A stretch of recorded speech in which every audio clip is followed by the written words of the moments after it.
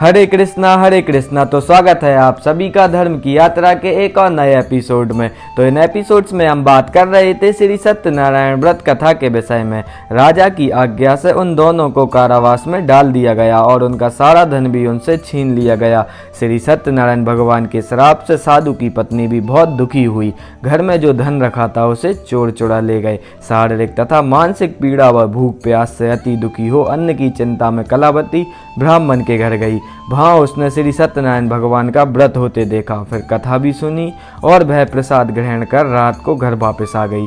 माता ने कलावती से पूछा कि हे पुत्री, अब तक तुम कहाँ थीं? तेरे मन में क्या है? कलावती ने अपनी माता से कहा, हे माता, मैंने एक ब्राह्मण के घर में श्री सत्यनारायण भगवान का व्रत देखा। कन्या के वचन सुन लीलावती भगवान के पूजन की तैयारी करने लगी। लीलावती ने परिवार व बंधुओं सहित सत्यनारायण भगवान का पूजन किया। उनसे वर मांगा कि मेरे पति तथा जमाई शीघ्र घर आ जाएं। साथ ही ये भी प्रार्थना की कि हम सबका अपराध क्षमा करें।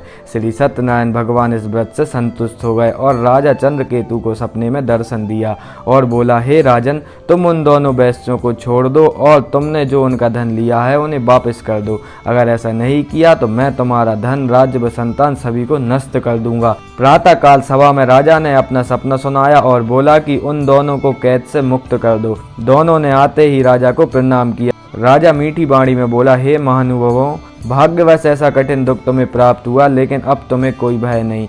ऐसा कह राजा ने उन दोनों को नए वस्त्र भूषण दिए और उन्हें उनका धन वापस दिया और उससे 2 गुना धन वापस कर दिया। दोनों वैश्य अपने घर चले गए। श्री सत्यनारायण व्रत कथा का 3रा अध्याय संपूर्ण। बोलिए श्री सत्यनारायण भगवान की जय। आगे की कथा हम अगले एपिसोड में जानेंगे, तो चैनल को सब्सक्राइब करना ना भूलें और जुड़े रहें हमारे साथ इस धर्म की यात्रा में।